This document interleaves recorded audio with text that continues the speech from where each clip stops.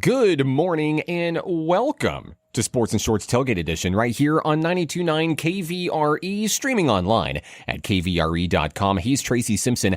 I'm Mark Oliver. On today's show, we have a whole lot of things to talk about, Tracy, including a new sport coming to Hot Springs and big news on the college baseball front with the Arkansas Razorbacks. We're going to talk a lot about high school and college sports here in the listening area as well, with the postseasons coming to an end and big things coming for the future of sports looking ahead to next season. But we begin today's show by talking about the NBA. Of course, Tracy, for the first time in NBA history, the final four teams remaining do not have either a current or a former NBA MVP.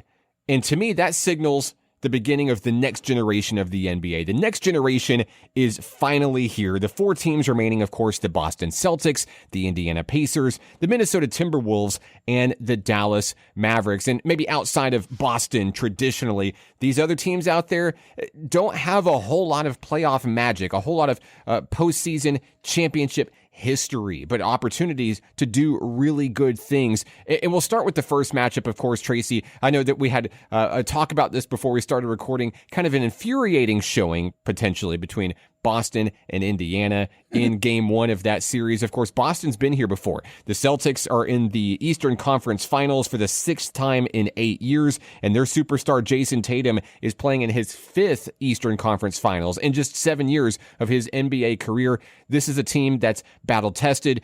On paper, out of the four teams that are remaining, Boston is probably the best team on paper when it comes to winning a championship, especially now that the Denver Nuggets have been eliminated. But the Celtics struggled over the past few years. They can reach this stage, the semifinal stage, the Final Four, whatever you want to call it, but closing out opponents and getting that championship ring has been a bit hard for the Celtics team to attain. Well, and one of the things, Mark, you're talking about exactly, none of them have been, to the ultimate and get the ring. All right. And with Boston, with the most familiar faces on there as far as being in finals before, I'm not sure that they're even capable of doing it. You've seen them with the best record, obviously being one of the top teams. But are they this kind of quality? They couldn't shut out anybody. They couldn't hardly, and every game was close, as is the one last night. And I don't know if they've got it in them or not. And then you go to the other teams, Indiana Pacers, all right. What in the world? How did they even get in there? I'm not sure, since the likes of Reggie Miller back in the day. This is a team that has been, almost forced to Game 7 every time. I don't know if they'll be the time. And then you go to Dallas, and of course, Timberwolves. Of course, they did shut out. They did a number on Denver as it is. And the comeback, I know that's been used several times, the comeback kids. You're down by 40 and you make it back. Anyway, it's one of those teams that, look, you don't underestimate. And even with all these teams involved with hardly any all-stars on there, as you say, the $1 million or $1 billion these days, kids. Look, the thing about it is the newer ones are coming up. The new style of ball, which is no defense, basically, just up and down the court. So I'm not sure Boston with the best record. I'm not sure with any one of these that could go and make their presence known. Seems like all the games have gone to Game 7, or a lot of them have. I'm going to flip a coin on this one, Mark. I'm not sure. I do know one interesting fact, though. If Dallas gets in there and wins it, and then you also, and we're going to switch to this a little bit later on, the NHL, if Dallas Stars win that one, and then you got the Texas Rangers from last year, like Dallas need. Hey, winning is contagious. You're right. Maybe it'd help the Cowboys. Hey, well, I don't know if anything will help the Cowboys. I'm just going to be honest with you there. But you're right. Winning is contagious when it comes to cities and regions and exactly. All of that. Staying in the East, though, how did the Indiana Pacers get here? Well, I don't think that it was too difficult to get here. Yes, the Knicks were better this season, but everybody knows that when it comes to the NBA, the East is significantly weaker than the West, and I think it's been that way for a number of years. But when you look at the Boston Celtics also, best team on paper, sure, and their ride to the Eastern Conference Finals has also been extremely easy. They've defeated two injury-ridden teams, Miami Heat and the Cleveland Cavaliers, to get to this stage. And they pushed them. Exactly. Yeah. And when we look at this game one against the Pacers, it's in Boston, game one. Celtics win it in overtime. This game had no business even going to overtime when you've got the home court advantage. You've got better players on paper, better team on paper. So how did we get here? I don't know that the Boston Celtics necessarily have been challenged up to this point, and they're facing off against a Pacers team that is certainly the weakest out of all four teams remaining, yes, but a team that's also healthy and a team that can give them that little bit of a push. And maybe the Celtics are starting to run out of gas a little bit after the series with Cleveland, but Indiana did really well in this game. I know other sports talk shows all week long are going to talk about how the Pacers choked game one away, and maybe they did, but let's talk about how they shouldn't have even been in this game in the first place, because Boston starts off the game on a 12-0 run. They have the opportunity just to run the Pacers out of the gym at home, which they should have, but they didn't. Indiana battles back in this and makes it a close ball game. Jaylen Brown's got to hit a huge three-pointer to send this game to overtime for the Celtics, a shot that he very rarely makes. I'll say that he got lucky, got it in, whatever. Celtics push it to overtime. They get it away in the end with the win. And yeah, win at any cost. Now the game's in the history books and you don't have to look back at it, but Celtics really had to work for this one. And that's despite Indiana really trying to throw the game away, hand it away on a silver platter, whatever you want to say, whatever metaphor you want to use. But 20 turnovers down the stretch late in this one, where Indiana has a huge opportunity to go up 1-0 in this series. And in overtime, they just simply run out of gas. Now, I'm usually not the kind of person that's just willing to jump the gun and panic or anything like that. But this game one, just one game of this series, I feel like taught me so much about what we're going to see out of this series. And for me, I'm not confident about Boston anymore, because this should have been a gimme game. This should have been one that they took it to the house very, very easily. And, I know they're 1-0 in the series and they still may close out the Pacers and go to the finals, but it really shifts my attention to the West, because I know in the West, I see results on paper for one team specifically that I now think is the strongest team left standing. And I know it's not a team that we talk about, and it's a team that you would have guessed, and you never would have bet on to be here at this point in the season, but that's the Minnesota Timberwolves. This is really, for a few years ago, this is the Utah Jazz in disguise, because it's got Rudy Gobert and it's got Mike Conley, but it has a young man in Anthony Edwards who's being called, potentially the next face of the NBA. He's being compared to Jordan. He's being compared to LeBron. In 4 seasons in the NBA, he's reached the Western Conference Finals with a team that, is traditionally not at this stage. The Timberwolves of Minnesota, small market team, doing great things. And they've done some really great things in the playoffs this year, Tracy. They've taken down the Phoenix Suns. We talked about the super team with Kevin Durant. They sweep the Suns out of the first round, and now they have just taken down the reigning champion Denver Nuggets, who were a very strong team. The track records there, they've proven themselves to be at this stage probably the best defensive team remaining in the NBA. I always like to root for the underdog, and maybe this time around it's the underwolf, but I really like Minnesota's chances here. Of course, we still got to talk about Dallas as well, but I want your thoughts on the Timberwolves reaching this stage. Mark, I think what you said earlier, though, is really the whole emphasis on this. They're healthy. They're healthy, and with Edwards leading the role as the premier player right now, as you see, with Phoenix, those big dog names, the Wolves took them down, and with Phoenix, they didn't even it didn't faze him at all. He came out and played with the best of them, and in the league this many years, he already knows what's going on. I mean, it's just that simple. You said being in 4 or 5 times in the playoffs, but the main emphasis is health. They're all healthy. They're getting bench play right now. And you know as well as I do, going deep into the playoffs, you're traveling a lot. You're also playing a lot of minutes and such. And the bench is a big factor.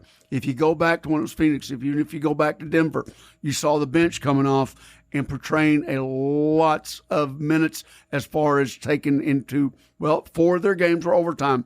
And sure enough, you saw what the bench did. They went in. They covered when the starters couldn't go, and it's a grind. It's a big-time grind, and they came in and played a big part of it. I'm not that familiar with them, but I've done a little bit of research like you're talking about. They got 3 or 4 guys on there that can light it up at any time. I'm partial just to Dallas. I have nothing with Cuban or anything of that nature, but I like the looks of them. I'll be honest with you. Boston, we spoke on this the other day. I've been a Larry Bird guy for years and years and years in Boston, going back all the way with Red and the rest of them. But I think this team's soft. They do not know how to. There's no defense at all. And if they're not in Boston, then their record speaks for itself. Timberwolves don't care where they play. They don't care. And I think they're very viable. I'll be honest with you. And I, as well as you, love an underdog. Absolutely. And let's talk about the Dallas Mavericks a little bit here. Of course, Luka and Kyrie, certainly the biggest all-star duo that's remaining in the playoffs at this point. And they're certainly the highest scoring duo in the NBA all season long. This is a really good 1-2 punch for a Mavericks team that, hey, they just took down the number 1 seed in the West, the Oklahoma City Thunder. Very young teams, got a Razorback standout on there and Jalen Williams. And hey, the Thunder were certainly no slouch. I know that they're unproven in the playoffs, but in the regular season, I mean, we talked about the strength of the Western Conference and OKC standing at the top. It means something there. And for the Dallas Mavericks, Luka is coming off of 3 straight triple doubles against OKC coming into this series against Minnesota. I think this is going to be the most fun series to watch. And really, this one feels like the true NBA Finals here, Minnesota versus Dallas. I think you're going to see Anthony Edwards guarding Luka all series long. And I think it's going to spark, maybe a rivalry or just, the beginning of like I said before, the next generation of the NBA. I think it's finally here. Some of these younger players are finally stepping up, and we've got opportunities for guys to really start cementing their legacy by earning that first ring of their career, whether it's Tatum for the Celtics, Edwards for the Wolves, maybe it's Luka and Kyrie with the veteran, or maybe it's even Tyrese Halliburton for the Pacers trying to pull off an upset. I think the future is really bright for the future of the NBA. Don't leave out that young man Lively that plays for Dallas. Oh, yes. Coming off, and he's a player. He's a baller. Don't leave him out because that's a rookie that's really got a lot of experience. Of course, coming from a formidable team in college, but yeah, I think that Dallas is a big part of. I think one of those two teams right there will definitely. One of those definitely will take the ring. I'm pretty sure. Round 1's up. We're going to be right back. We've got more talking about the playoffs and pitcher, just going from a round ball to a puck. All that and much, much more right here at Sports and Shorts Tailgate Edition, Round 2, coming up right after these messages. Welcome back to Sports and Shorts Tailgate Edition right here on 92.9 KVRE and streaming online at kvre.com. He's Tracy Simpson. I'm Mark Oliver. Now, Tracy, I know something that you've been following very, very closely in the postseason has been the NHL. 4 teams remaining vying for the 2024 Stanley Cup. What are you kind of thinking about who's left here? Well, you got a couple of teams that it's nothing new to them. They've been there a couple of times before. And, of course, history, if it repeats itself, you got the likes of the Rangers, who've always been tough. And then, of course, Edmonton, that at one time had a streak for 16 games in a row, one of the highest scoring teams in the NHL. Plus, they've got a lot of all-star players on their team, too. They had a little bit of a lull when they played Vancouver. The series went all the way, 7 games, but Edmonton coming out on top. And they're just known for tough defense. They've always had that. Their line's really good. But the best thing about it is their scoring, and they can score. They score a whole lot. And with that said and done, we talked about this in the first quarter. Dallas. Now, I don't know how Dallas came into this picture, but they're obviously good. Last year, they're missing the playoffs. But I remember years and years ago, Mark, you couldn't buy a ticket because they hardly sold any tickets to the Dallas Stars games. They were actually giving them away, and we used to go watch the Stars play a lot back in the early 90s. And a lot of fun. Best sport on ice, okay, in my opinion, okay, once again. But that's a tough matchup between those two. But if you look in tradition, the Rangers, man, you got New York, the whole city pulling for you. And that's going to be a tough matchup. But me, myself, I'm going to be pulling for my Dallas Stars. They score a lot. They've got a front line that's really tough. And I just think the luck's in their way, like you were talking in first quarter. It sort of pulls tradition, and it sort of pulls together when you get teams in one city starting to win it all. And you got their NBA team, you got the Rangers, and I don't know about the Cowboys, but they did make the playoffs. But anyway, I'm really looking strong at them Stars taking the whole thing. It's like I said about the Minnesota Timberwolves. Results speak for themselves. You can be the best team on paper, but your championship ring is not made out of paper. Okay, it's made out of full metal and full results, and that's what the Dallas Stars have done. They've defeated the Golden Knights. They defeated the Colorado Avalanche. These are two teams that have recently won the Stanley Cup. Right. You know, taking down the champions in any sport is such a confidence booster and a momentum booster. And we've said it time and time again. Sometimes you don't have to be the best team out there, but you can be the hottest team when it matters the most. Dallas is the hottest team on ice right now. You better be careful because they're going to melt the rink out there. But they've taken their lumps. You know, they were taken out in the first round of the Stanley Cup playoffs back in 2022, and that's only put the chip on this team's shoulder. It's only made him better, made him stronger. And there's some really good, strong competition out there. You're talking about Edmonton and their ability, you know, they can score at will, but their defense has really been outstanding as well. A very difficult team to score against. Nobody really wants to face Edmonton because of that. You got to work for it. You got to work for it to get to this stage here. And then whenever you're talking about the other two teams as well, we haven't talked about the Florida Panthers very much, and that's because Florida who? Well, who? It's because of New York being, you know, certainly the favorite on paper in this matchup here. But, you know, at this stage, we've seen major upsets. You know, we've seen hot teams get hotter, and, only two teams can be left standing in here. I do think Dallas is the favorite to advance on just because of the results that we've seen so far, who they've beaten, and they've proven themselves to be the top dog, in my opinion, heading into the finals coming up. Well, and it's funny because I don't know, from watching the Stars years ago when they couldn't buy a puck, and now they're just like you said, beating the two previous teams that won the whole series, got the cup. I'm with that one all the way. Rangers, when you got the whole likes, I mean, when you say, I hate to say this, but Tampa Bay, Florida, ice skating rink in Florida, I don't know, man. Listen, ice skating rink in Dallas, Texas? Come on, man. In Las Vegas. Listen, and they won the whole thing. You can put ice anywhere. Okay, I got you. But what we've seen is that these athletes, whether they're international superstars or either homegrown right here in the United States, they love flocking to these major markets, whether it's Dallas or your Florida, up in New York as well. It's really these owners have done a really good job on persuading them. Hey, this is not only the place for you to come and play and win. This is the place for you to come and live your life, raise your families. You know what? I'll agree with you. I mean, a little-known player, what was his name? Gretzky. Yeah, he went to L.A., and, well, as they say, the rest is history. Sure. Yeah. So it got the Hollywood scene going on and everything. Got a couple of cups, and sure enough, well, now it's in the books. It's in the books. So that ought to be interesting. Next week when we come back, we'll have a little bit more insight on it. And, but I like my Stars there. I'm going to put you on the spot. Who are you going with? I think Dallas is the favorite to win it all. The Rangers are good, don't get me wrong, but they allow too many shots on goal. Eventually, those are going to start going in. I think they allow like 33 shots per game, and with the caliber of athlete that Dallas features, I don't feel confident in allowing that many shots and being able to hold tough for two more series. Edmonton pulled the other day and was able to finish off the game. And when you do that, that's some fast skating right there. When you pull and then still go out and then in style, I know it took 7 games, but golly, I got to refresh myself and go back to when they had that 17 games in a row, or I think it was 16 or 17. And I know we'll get some guys texting me on this one, but that was set a record for NHL going back all the way to the 40s. And so they're fast, they're tough. But yeah, we're going to go with Dallas. What else we got on today?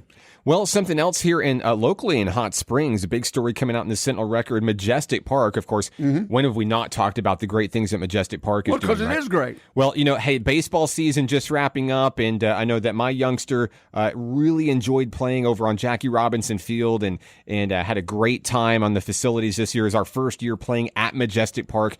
We loved every second of it. And, now as we head into the fall, not so much baseball, but hey, Majestic Park made the announcement they're going to bring flag football to Majestic Park this fall. So not only can you hit dingers over the wall, now you can really hit people and make them see stars. Well, no, it's flag football, but even still, Majestic Park is going to be partnering with NFL Flag Youth Football League. They serve more than 600,000 participants nationwide, and really looking forward to utilizing those turf fields in a different way. And of course, they don't have to damage the baseball fields in any way. They're not going to paint any lines or anything like that. They can use cones and things like that for setup, but just another way to help bring revenue into Hot Springs. And of course, having such a big showing for baseball this year. I think they had more than 800 participants, if I remember correctly. And I think they'll have an even bigger showing for flag football, because flag football is already happening around for most of the local schools and areas and things like that. But now you get to really put those teams against each other and start developing those rivalries. And of course, eventually it's going to start here at Majestic Park on the flag football field, and then it's going to be Rams versus Wolves on Friday nights, years down the road. So it all begins here. You're right. And I think this is an excellent move, not just for Majestic Park, but really for the community of Hot Springs and the surrounding areas as well. We're going to have to get Derek Phillips, the general manager over there, to come on, because he really knows the gist about it. He ran the flag football for many, many years, and that's actually he knows a lot about it. Oh, yes. And it was his idea to bring it in. It was his contacts that knew, all about his style and what he does. And, of course, his success with baseball. This is just another flag. Think about this. I don't know if you played back when it was over here at Cedar Mountain, back in the day. But I know a lot of those kids, just like you were talking about, that started out with flag football. And then next thing you know, just like you said, now they're on Friday nights, and then some of them on Saturday. One particular kid, Colson Simpson. It's a fast-paced game, and you actually learn skills from it, Mark. You really do, because I know the tackling aspect of it, but we don't tackle like we used to tackle. A lot of new rules are implemented now, even with the new coaching style. You don't lead with your head anymore. You use the shoulder a lot, but it's a game of finesse. And I think you'll see that the ball moves around a lot. You got to really know positioning, and you got to know where to be at the right time. You think of flag football, you think of running the ball. Actually, they got some new plays in with throwing. I think it's the best thing that ever happened for younger kids. A lot of parents now chime in on this. You're parents still of younger kids. What you get with football still, and it's a contact sport. And don't get me wrong, flag football, you still get a little contact in there. Oh, yes. But the finesse about it, and I think learning rules and regulations, basically, it leads you on to be a better player if you decide to put the pads on later. It's all about development, Tracy. It's all about development. And, it takes me back to something I was wanting to talk about on the show. There's an article in the Sentinel Record from last week, Bob Weisner, talking about kind of he's the best. Recapping, the seasons of sports here in Garland County specifically, and how, outside of girls track and field at Lake Hamilton, kind of coming up short a little bit on the championship side. National Park College, of course, wins the national championship for men's basketball. But to be fair, National Park College isn't necessarily a team full of just local athletes here. But Lake Hamilton was. But it's all about that development. And he talked about in his article about how, we have really great starts to the season. It's looking really good. And then buzzsaw, you hit a Greenwood or a Benton or, another bigger market team with, economies that are booming right now in growth, in population growth. Whereas here in Hot Springs, we're not necessarily really seeing that. But I do think that the baby steps are in place in order to help grow those kinds of things. We talked about arena football coming to Hot Springs. The growth of Majestic Park, I think, will also play a very large part, maybe not necessarily in population boom, but certainly in development of youth athletes here in the area for multiple sports. And I think that's how Hot Springs kind of regains its edge, because they're close. There's so many programs this year. You think about Lakeside having a breakout season in football this year, coming up a little bit short. On the baseball diamond, Lake Hamilton making it almost all the way to the end stage and falling just a little bit short. Magnet Cove was there as well on the softball side of things. So I think that this will help provide that little push, that little spark to help get those teams to where they need to be, because ultimately you're going to run into those big teams. And I want to talk about this actually further in our next segment, Tracy, because school choice kind of throws a lot of hurdles into what schools are able to do, and sometimes the competition is pretty tough. And I think a lot of parents that will enjoy this is co-ed. And we'll talk about that down the road. Very controversial, Title IX, but that'll be at a later date. And trust me, you'll be able to chime in on our text line if you want to. So second quarter time has run out. We'll be right back with the third quarter coming up. Sports and Shorts Tailgate Edition right after these messages. Welcome back to Sports and Shorts Tailgate Edition right here on 92.9 KVRE and online at kvre.com with Tracy Simpson. I'm Mark Oliver. Now, Tracy, in the previous segment, we started kind of talking about championships and on the local level here, whether it's Garland County, maybe some of the surrounding areas here in the KVRE listening area, and some of the hurdles that I think exist in today's games in helping some of those teams maybe reach some of those lofty goals, like hoisting the trophy at the end of the season. And one of the bigger stories that hit Arkansas this week on the high school level didn't necessarily impact the Hot Springs area, but I think as a whole is a story that's worth talking about. And of course, that's a story coming out of Little Rock. 3-star Arkansas Razorback quarterback commit Grayson Wilson for the CAC Mustangs is packing up his bags and heading over to Faulkner County. He's going to transfer to Conway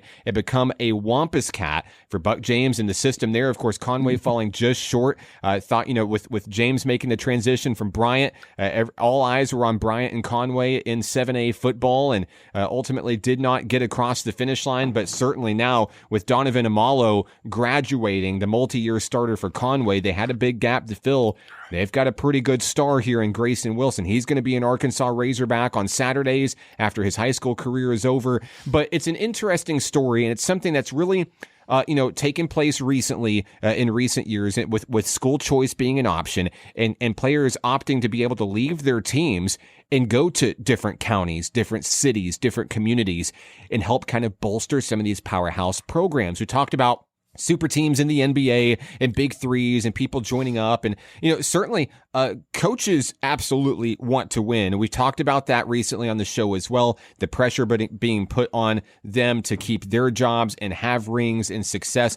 Pressure's on the players as well, because these student athletes want to be winners too. They want to win, and the bragging rights, the hardware, and not only that, but it's really prospects for the future as well, because so many of these next level teams, whether it's college or maybe even moving on to the pros, as we've seen with some of our high school athletes here in Arkansas, they look for that kind of thing. That's part of the metrics on how they measure success. So, for Grayson Wilson, he led CAC to, I believe, a semifinals appearance in Class 4A, which is a really big deal, because I remember CAC in the time before Grayson Wilson, having a really tough go. I mean, we know Class 4A. They were sub 500. If we know anybody in high school football, we know 4A football, and it's very difficult to win with the level of competition that exists there. But now, while I do need to say this, what Wilson is doing is 100% legal and okay by the AAA's standards. It does call into the question,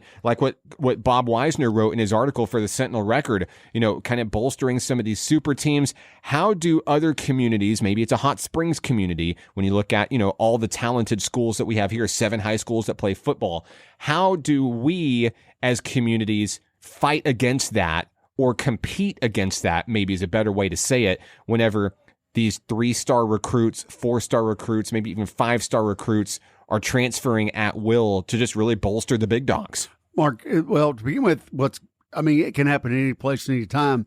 And of course, I don't know if there's that big of a difference, like you were saying. And I know as far as kids on the team, 4A, you got average anywhere from up to 75 kids on a team. 7A, as well as I do. You've been to those 100. It's nothing to have over 100 kids on each team.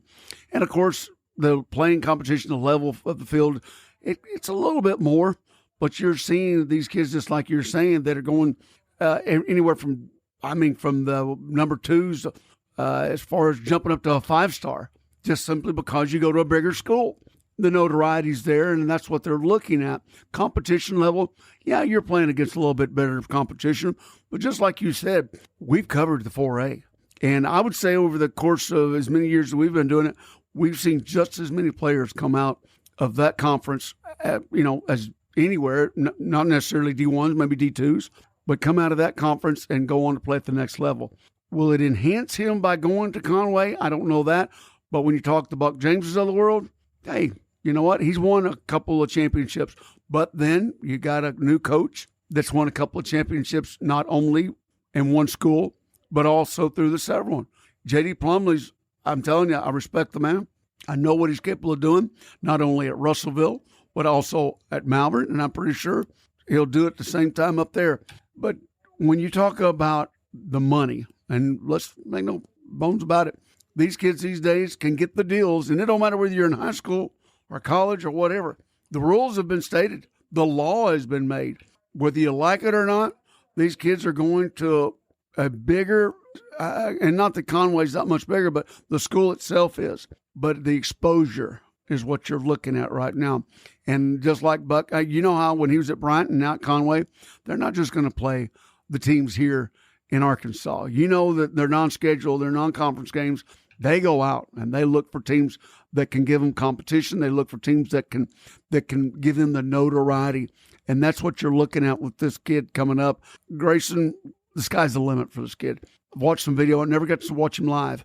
He's the real deal. He is the real deal. He is the real deal. He's had quite the year, Tracy. Of course, they won the CAC won the 3A state championship in basketball. Grayson Wilson played for them as well. And they played in a state championship baseball game. CAC ended up losing in the final, but reaching the championship game there. Pitches. And, it's a move that the other part of the story that I feel like I'm leaving out that I do have to say is CAC's head coach, Ryan Howard, resigns from CAC. Where'd he go? Well, that opens the door for Plumlee. But yeah, Howard goes and joins Buck James in Conway. So that's the part that I think is the missing puzzle piece as well, why it does make sense for Wilson, because he was already playing for Coach Ryan Howard, and now Ryan Howard goes to Conway. It makes sense. Is there recruiting happening here? There's recruiting happening. There's recruiting everywhere in high school football. Now, here's the deal, though.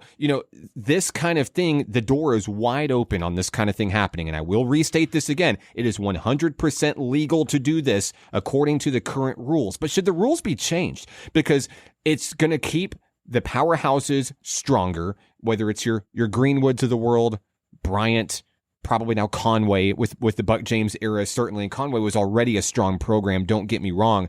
But for the smaller communities, or even at the 7A, there's no small communities really in 7A, but for the programs that have struggled, how can they really compete with that level happening unless the AAA steps in and puts some sort of regulation on what is allowable and what is not? Mark, as it is right now, they're wanting to enhance the numbers, and which you know as well as I do, being part, you see so many teams that were going down to 8-man, rosters and such like that. Okay. Falling off. Kids were falling off. Now they're trying to make it a little bit more exciting. So yeah, they're going to bend the rules or whatever the case is to let any kid go where they want to go. And whether you're following the rules or bending them a little bit, it's going to happen one way or another. And I don't know if AAA wants to do it. I'll be honest with you. If they don't see a rise in the numbers, not only in football, but other sports, that means they don't have a job. And that's what's happening right now. You're seeing a fall off on several, not just football, but several sports that are falling off in numbers. So they're going to do what they can to enhance the sport, to save their jobs, so to speak. And if it's kids transferring from one school to another or fudging the rules a little bit, you know as well as I do, we watch too many of those, the PAs of the world with a certain coach, Kelly. Yeah. All those kids didn't live in that district. Okay, let's just be for real. Okay, and that's even a whole other discussion as well with private schools. That's being what I'm mixed saying. In with public schools. We could do a whole show on that. Well, we will do that at some point or another. But you're right. The coaching carousel is basically what we say. Yes. And if I'm a player and I knew my fundamentals were based on what this certain coach, his aspects and what I did as far as my playing, whatever is pitching or catching or whatever the case is, I'm going to go where that coach is. And with the new rules, it's legal, Mark. I'm sorry. Now, here's my biggest deal about the whole thing. What is that saying, just like you said, to the other kids of the world that maybe the parents aren't that financially, set to where they can move somewhere else. Exactly. What does that do? What is that telling a kid that maybe doesn't have the right opportunity to go to another school? Yeah, you're right. Growing up, I mean, come on, really? Growing up financially, my family would have never been able to do something like that. No. And I know my story is shared by so many here in Central Arkansas. About 80%, 90%. And we talk about J.D. Plumley as well, the new head coach at CAC. Of course, he joins the Mustangs thinking he has Grayson Wilson. Now he doesn't have Grayson Wilson. And we talked about the pressure on coaches to win. Yikes, now all of a sudden your 3-star Razorback commit quarterback is gone. Think about how tough it's going to be now because you have to recruit and fill those shoes or develop somebody else out from the lower classmen at CAC. And boy, a lot of pressure being added on that one as well to come in and win. Of course, after already having the resume that you have, we talked about winning at Russellville and winning a really tough championship with Malvern, certainly proving his worth. I have nothing but respect for J.D. Plumley and, of course, his time at Fountain Lake. He is a leader, and I think that he will make the Mustangs competitive. Probably just has to work a little bit harder than he thought he had to. We'll follow this story a little bit more in depth as we get further into the football season, and we'll try to figure it out with you guys. If you got something you want to chime in on, 501-915-1300. Hey, quarter 3. Time's out. We'll be right back with fourth quarter coming up on the Tailgate Edition right here at 92.9. Welcome back to Sports and Shorts Tailgate Edition right here on 92.9 KVRE and online at kvre.com. He's Tracy Simpson. I'm Mark Oliver. And Tracy, those that know me, like really, really know me, know that I'm not necessarily the biggest Arkansas Razorbacks fan, and I know that probably rubs a lot of people the wrong way, but we have to talk about the Razorbacks here in our final segment of this week's show. The baseball team, Tracy, of course, traditionally has been on a tear. Dave Van Horn is a household name on the college baseball ranks, and honestly, even not being a true Razorback fan, I can say this team is so much fun to watch. They're getting ready for another run to Omaha this year, but before they can get there, now begins the SEC tournament, a big tournament for the Razorbacks, who have kind of skidded into this thing, 5-5 in their last 10 games before the first game of the tournament. Arkansas won the SEC West, of the number 2 seed in the tournament, and yeah, they're probably going to host a regional and a super regional. And listen, this is one of the best teams in the country, if not the best team in the country when it comes to playing at home. But when we look at this tournament, what are some of the goals for this Razorback squad as they gear up for another trip to Omaha? Mark, and we've talked about this time and time again, especially with baseball, where you play so many games. Of course, it's not like the MLB where they play 400 or 500 games. But anyway, even at this level, 40, 50 games, who's hot and who's not. And you just stated 5-5. That's not a good sign right there. It's really not. It's not. And I've been on this bandwagon for like the last month. When I saw A&M play, when they were still ranked number 1, I thought they were the most complete team all through. I mean, whether they were on the field or offense, defense, I thought they were through 1 through 9. They were the best team, and sure enough, they proved it with the Razorbacks. It's just that simple. They run ruled them. Okay, in the last game, that's not a good sign for the Razorbacks going in. Now, of course, they got to buy and all this stuff. And buys. This is taped early in the week, and we'll know a little bit more about it. But as it is right now, I don't see the Razorbacks at that level right now. But you are right on one thing. I'm gonna agree with you on this. They are an exciting team to watch. They are not number 1 in hitting. They're not number 1 in, except for one certain guy we'll talk about here in a little bit in pitching. As far as fielding, they do make errors. They've got some good players, but they get after it, and you can never count them out. Don't quit watching in the 8th inning. I'm just telling you right now, they really work their tails off. And just like you said, Van Horn, I mean, the accomplishments are so much there, but there's that one title, that one that he's never reached. I don't know if this is the team that can reach it. I'll be honest with you; they've got a few holes in the field that I just don't see them being potentially able to overcome, and especially not playing at the level they're playing right now. They've got to come together as a team. They don't particularly play well on the road. And Hoover is no place to play if you're not like out in the field because it's hot, it's muggy.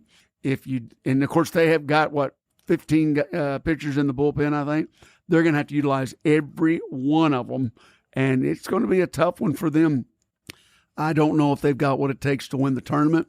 Obviously, like you were talking about, they may get a regional. If not, They don't even necessarily have to win the tournament. They don't. They're probably going to finish as one of those top 8 seeds and get the regional and the super regional. And that's the good news because, like you said, Baum-Walker Stadium, it's kind of like a fortress. That's their house, and they dominate in their house. I think 30-3. Is that what it is? 30-3. 33-3, I believe, this year, and that includes a 27 straight home game winning streak as well during that. And yeah, it's going to get them primed for a big run to Omaha. But guess what? Once you head to Nebraska, Baum-Walker Stadium's gone, and it's up to the Razorbacks on how are you going to win on the road? How are you going to overcome some of those hurdles? And a lot of the hurdles actually come in the bullpen, like you mentioned, with the pitching staff. Now, I know Hagen Smith is great, yes, but you also need a really solid number 2 and number 3 in the rotation. You need innings guys. You need guys that are going to go out there and chew up some innings for you to take some of the stress off of Hagen Smith. And of course, we know Smith is great. We know that he's going to be drafted high in the first round of the MLB draft. I think latest projections have him going 7th to the St. Louis Cardinals. And boy, what a move that would be if St. Louis could get Smith. But, the Razorbacks certainly have the pieces. They've had some ups and downs this year. They've had their fair share of slumps. Hudson White and Kendall Diggs are perfect examples of having some up and down seasons where they've had months where they've hit, very, very well, high 300s, multiple home runs, and then they've had months where there hasn't been any production there. And we've seen that, especially on the road for this team. So is Arkansas going to be ready? I think that the main goals that you look for here, finding that confidence in your bullpen with your rotation guys, your number 2, your number 3, and even your relievers, chew up some innings. But most importantly, Tracy, the biggest goal for this SEC tournament is do not get hurt. It's so true. If you don't go in with everybody feeling, and you've seen that though throughout the year, whether it's abdominal strains or getting hit by a crazy pitch or something like that, as we saw early in the season, this is the time, just like you said, you can't go into the regional, you can't go to Omaha with a lineup that's struggling. If you're not strong 1 through 9, then you've got problems and you don't want to get hurt. And speaking of not wanting to get hurt, Mark, what about this new ruling or something with the first? What is going on with that? So new things specific to this year's SEC tournament. You're seeing the prototype happening for you. They're going to add a second first base to the games. And I know, wait, what? We already have a second base. No, this is a second first base. Now, run me through a scenario here. So you're the batter, you hit the ball, ground ball, it's coming to first base. First baseman has to crowd, the corner of that bag, but still allow running lane for the batter to come on down. They're going to add a second first base, and it's going to be differentiated because it's going to be colored. I believe it's either going to be green or orange, something bright, something that's going to stand out. It's going to be immediately adjacent to the white bag. And basically, on the plays, the batter runner will have the colored bag to get to, while the infielder will be able to get to the traditional white bag. If you get there and you make the play, regardless of the second bag, if you're able to get the play in time, it's going to be out. But what this is it's a prototype that college baseball is looking at, but also the MLB is going to have its eyes on going forward to see, can this possibly cut down on potential collisions? Because listen, you're running it out to first base. Sometimes we've seen head first slides into first base. You're coming full speed. We're wanting to try to make the game safer, limit collisions, limit players getting hurt. Now, this is an ambitious idea, Tracy. It really is, and there are some curveballs that kind of come into it on how foul balls will be ruled, and plays at first are already pretty difficult for umpires to make sometimes, at least certainly for armchair quarterbacks watching the games. But they're going to have an extra level that they're going to have to keep their eye on for pivotal plays. Hey, they say plays always at first, right? There's going to be a lot of action happening at this new 2 first base setup. I'm interested to see how it will turn out. I'm a little bit conservative when it comes to my views on baseball, but if it does actually improve player safety, then I'm all for it. Well, anytime when it comes to player safety, we're all for that. But it's very interesting, not only collisions, but twisted ankles and all kinds of stuff from that. We've seen several kids through the years get spiked, and this is something I think would be good for the game. Now, is it going to be a lot of calls that are going to be monitored with the camera? Yeah, because, maybe you see a lot of replays going this way. There's no doubt. You know, I see that this rule has really been implemented to assist the batter runner, but also I try to look at it from the first baseman's standpoint, and I'm like, man, if I'm playing first base, that's just another bag for me to trip over. Whenever I'm trying to make a play, you know, a ball's popped up into foul territory and I got to get to it quickly, that's another obstacle in my path as the infielder. So that is one of the reasons why I'm not super sold on this on face value. You know, I'm going to be tuning in and watching this because I want to see how this pans out, but I have questions that need to be answered for me before I can fully buy into this. No doubt about that. Be watching the Southeast Conference tournament. They'll be implementing it there and see how it plays out. You've got a remark, go ahead and text us, 501-915-1300. Let us know your input on that one. Man, we've had a full show today, buddy. I got news for you. We still got some more to go, but fourth quarter time's running out.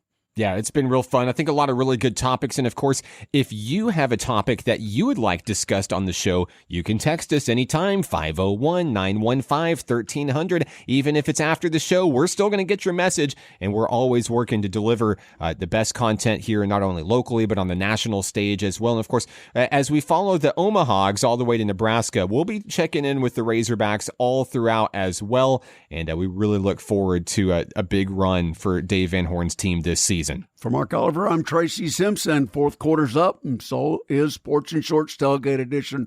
We'll see you next Saturday, same time, right here at 92.9 and streaming at kvre.com.